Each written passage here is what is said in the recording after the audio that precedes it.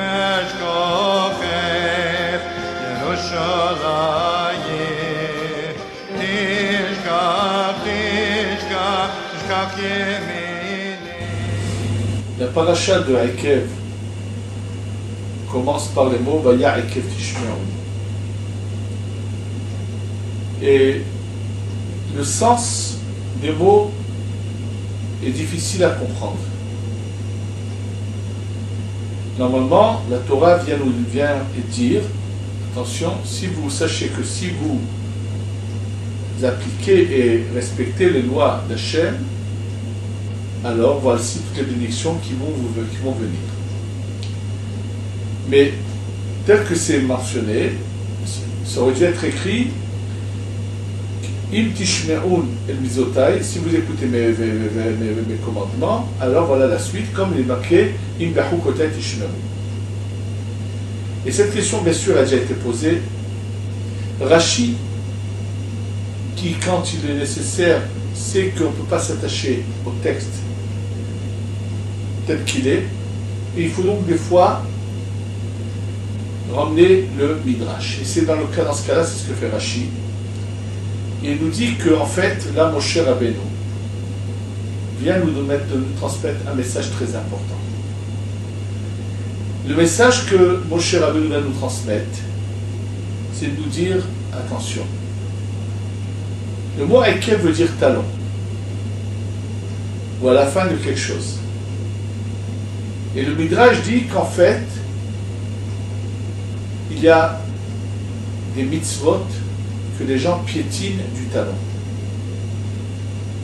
C'est-à-dire que malheureusement, il y a souvent des gens qui pensent qu'ils n'ont rien à se reprocher, sur de bons juifs, comme on pourrait dire. Mais en réalité, ils piétinent du talon un grand nombre de commandements de Dieu d'Hachem de la Torah. Se laisse aller. Et malheureusement, ils sont tellement habitués à ce qu'ils font qu'ils n'ont même plus de problème. C'est pas sans raison que nos sages nous enseignaient que celui qui faute une première fois, quand cette faute recommence une deuxième fois, ça devient comme une tolérance à ses yeux. Et donc, c'est là l'erreur. Et c'est pour ça que là, Moshe Rabbeinu nous dit faites attention. Et on va prendre des exemples, et ils sont nombreux. Un exemple, c'est celui qui se trouve juste après quelques versets. Que si Dieu te donne tout ce qu'il te donne, n'oublie pas surtout de le remercier. Comment on remercie Dieu? C'est en récitant le Birkat Hamazon, c'est cette prière que nous récitons après les repas. Quand je prends l'exemple du Birkat Hamazon, il faut savoir qu'avant cela, il y a ce qu'on appelle Malim Aharonim. C'est-à-dire qu'une fois qu'on a fini un repas, alors avant de faire cette prière qu'on appelle Birkat Hamazon, il faut prendre un ustensile avec très peu d'eau et uniquement se mouiller les 2 dernières phalanges des doigts, pas plus. Alors bien sûr, ceux qui veulent se libérer de cette obligation ont des bonnes excuses. Pourquoi ça a existé? Parce que eux, pendant le repas, ils prenaient le sel, ils me prenaient avec leurs doigts, et ils avaient un sel qui était des fois dangereux pour les yeux, et c'est pour ça qu'il fallait se laver, et aujourd'hui c'est plus le cas. Bien sûr, on peut avoir énormément d'excuses. Mais c'est faux. Juste, on va expliquer ce que c'est ce Maïm Aharonim, et on va voir combien c'est important. Il faut savoir que à chaque fois que l'homme profite de ce monde, il y a les forces négatives qui sont toujours là a essayé d'être accusateur, de provoquer que cette personne ne puisse plus avoir cette bénédiction que Dieu lui donne. Alors, pour cela, il y a des choses qui ont été instaurées qui font en sorte que ces accusateurs s'arrêtent de parler. Le Zohar nous raconte que Iov a eu toutes les souffrances qu'il a eues, parce qu'à chaque fois qu'il emmenait un sacrifice, il n'emmenait pas un sacrifice dont une partie de l'animal serait consommable, mais c'était un sacrifice qui était entièrement brûlé pour Dieu. Lorsqu'une partie de l'animal est à consommer, à travers la personne qui a consommé cette viande, ces forces qu'on appelle la sitra achara, ces forces humaines négatives, mais qui sont nécessaires quand même dans le monde, elles ont une certaine nécessité, si on leur donne leur part, alors ils ne cherchent pas à nous nuire, ils nous laissent tranquilles. Mais malheur à celui qui ne leur donne pas leur part. Alors, où c'est qu'on leur donne leur part? Il y a plusieurs exemples. Dans les tefilines que nous mettons sur la tête, à l'extérieur des tefilines, vous verrez qu'il y a comme des petits cheveux sur le côté droit ou au centre, selon le cas de Sirachi ou Rabbeinu. Et la Kabbalah explique que ces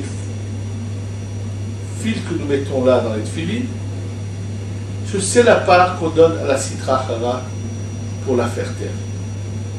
L'exemple peut-être qui est le plus connu, c'est celui de Yom Kippour, de ce sacrifice que le Kohen emmenait près d'une falaise et bousculé. C'est un sacrifice bizarre puisqu'on ne fait pas la shrita. Mais en fait, ce sacrifice est considéré comme le bonbon, le gâteau, ce qu'on pourrait l'appeler, qu'on donne la sitra achara pour la faire taire. Et d'ailleurs, le Ben Ishraï Rabbeinu Yosef Chaim, pour nous expliquer le sens de ce que nous faisons, pose la question suivante. Il dit, je ne comprends pas, pourquoi Dieu nous demande d'emmener comme une sorte d'offrande apparemment, un cadeau à la sitra achara pour pas qu'il soit accusateur et que l'année soit bonne pour nous. Pourquoi Hachem ne lui dirait pas qu'il doit se taire au moins une fois par an? Alors, pour nous expliquer cela, Rabbeinu Yosef Chaim ramène l'exemple suivant. Il y avait un roi qui avait un ami, un roi non juif qui avait un ami juif qu'il aimait beaucoup pour son intelligence, pour tout son savoir, pour toute sa sagesse. Il leur arrivait des fois de sortir ensemble. Et une fois, il leur était arrivé d'aller ensemble dans une place de la ville où il y avait un lieu où se retrouvaient des artisans de différents corps de travail. Et dans une des rues de cette place, s'était développé dans ce groupe d'artisans une haine contre les Juifs. Et c'est à commencer par un qui a dit des choses qui ne sont pas vraies, et l'autre qui a rajouté, jusqu'à ce qu'ils ont réussi à créer une atmosphère négative avec des accusations fausses à l'encontre du peuple juif. Lorsque le roi passe avec son ami dans son carrosse, il y en a un qui ne pouvait pas se retenir tellement ça l'agaçait, et cette haine qu'il avait développée, il s'est mis à créer une chansonnette qu'il s'est mis à chanter à tue-tête, bien sûr en disant toutes les injures et tous les mensonges à l'encontre du peuple juif. C'est arrivé bien sûr aux oreilles du roi. Et donc le roi tout de suite arrête sa promenade et descend de son carrosse et devant le public, il demande à ses gardes de rester devant le magasin de celui qui venait de prononcer toutes ces paroles qui n'étaient pas belles. Et il dit en public à son ami juif, quand on finit notre promenade, tu reviens et tu lui coupes la langue pour lui apprendre à parler de cette manière-là. Donc ils laissent les gardes et ils continuent leur promenade. Quand finalement la promenade se finit, l'ami du roi, qui était juif, au lieu d'aller couper la langue de cette personne-là, il vient demander aux gardes de s'en aller, lui dit, tu sais, je t'ai apporté un cadeau. Donc le regarde surpris. Comment? Mais il s'attendait à mourir, on allait lui couper la langue. Il lui dit, non, je sais que toi, en fait, on t'a rempli la tête de mensonges, mais c'est faux tout ce qu'on t'a dit. Je veux que tu le saches. Alors, il lui dit, excuse-moi, vraiment, je ne savais pas qu'à ce point vous êtes bon et que vous m'avez tellement roulé, que vous m'avez tellement trompé. Bon. Un mois plus tard, le roi repasse par le même endroit. Et cette fois, ce même artisan se met à chanter à tue-tête une chansonnette, mais d'éloge au peuple juif. Alors le roi qui l'entend lui dit, dis-moi, tu n'as pas coupé la langue? Il dit, si, je lui ai changé de langue. Alors il dit, qu'est-ce que tu veux dire par là? Il dit, écoute mon cher roi, je lui aurais coupé la langue, je ne sais pas s'il serait resté en vie, il n'aurait pas pu parler, il serait peut-être mort. En tous les cas, toutes les autres personnes de nos alentours auraient dit oui. Il avait raison ce qu'il a dit. Simplement, le roi, il a un ami juif, c'est pour ça qu'il n'a pas voulu entendre cela. Mais maintenant que lui, qui parlait de paroles aussi infâmes, aussi mauvaises à notre rencontre, change de dialogue, qu'est-ce que vont dire tous ceux qui sont autour? Donc on s'est tous trompés. C'était faux ce qu'on pensait. La preuve, c'est que lui qui était tellement antisémite, voilà que lui a changé de dialogue. Il en est de même si Dieu devait dire au Satan de se taire à Kippour, le jour du grand pardon, ça voudrait dire que tout ce qu'il dit toute l'année est juste. Quel qu'il y a de pire comme accusation que celle-là. Tandis que si c'est lui-même qui s'arrête de parler du mal contre lui, qui au contraire lui va commencer à dire du bien, donc il va montrer que tout ce qu'il avait pu dire jusqu'à présent n'était pas fondé. C'est exactement ce sens qui a ce genre de cadeau que nous donnons au Satan pour le faire taire. Et bien il en est de même, à la fin d'un repas, avant de faire le Birkat Hamazon, parce que le Satan peut venir et dire à Kadosh Baruch Hu, Dieu, tu as vu, tu lui donnes de l'argent, tu as vu quel repas il se sert, est-ce qu'il a pensé aux pauvres? Et il peut avoir toutes sortes d'accusations. En faisant ce rituel de Maïm Acharonim, de cette eau qu'on verse sur le bout des doigts, c'est la part qu'on donne au Satan. Même si on ne le comprend pas, c'est comme ça que ça agit. Et automatiquement, ça le fait taire. Et il évite d'être accusateur vis-à-vis de lui. Ce sont des détails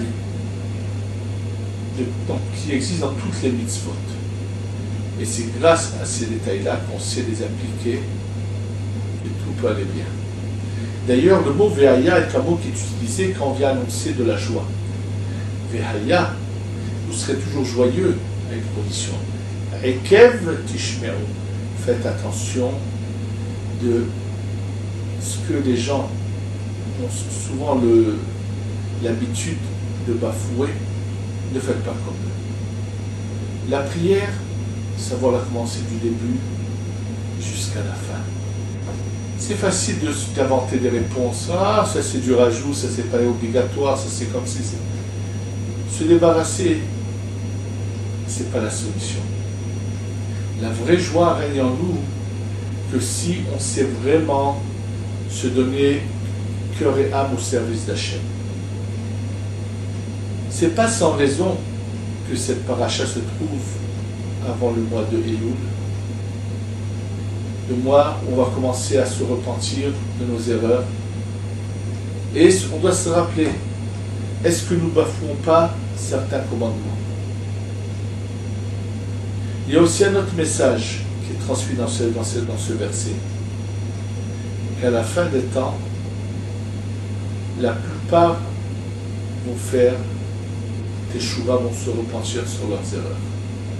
Behaya, il y aura une grande joie, Elkev, à la fin, Tishmaon, parce que vous commencerez à écouter la voix de Dieu. D'ailleurs, on assiste à cela. Baruch Hashem. Beaucoup de gens font un retour à leur source. Où il y en a qui sont complètement perdus, deviennent des goyim. C'est trop tard. En fait, on est en train d'assister à ou un retour ou une perdition totale. Il vaut mieux être du côté du retour que d'être ensuite complètement effacé et gâcher sa vie. Et c'est ce que là la Torah vient nous enseigner, et que finalement c'est ça le sens de la bénédiction. Quand on respecte le Shabbat, on emmène chez soi la bénédiction. On apprend à jouir réellement de la vie. Et respecter le Shabbat, c'est ne pas parler pendant Shabbat de sujets autres que de Shabbat. C'est de nouveau un des points auxquels il faut faire attention de ne pas bafouer. Il en est de même dans toutes les mitzvot. Les faire avec cœur, avec amour, qu'elles soient parfaites. Et c'est ça ce message qui se trouve dans cette paracha, qui doit un peu nous réveiller et nous apprendre à faire attention aux moindres détails des commandements d'Hachem. C'est seulement cela nous amènera sa bénédiction, l'harmonie, la joie de vivre, Be'ezrat Hashem, et qu'on ait la Géoula Shlema. Amen. Amen.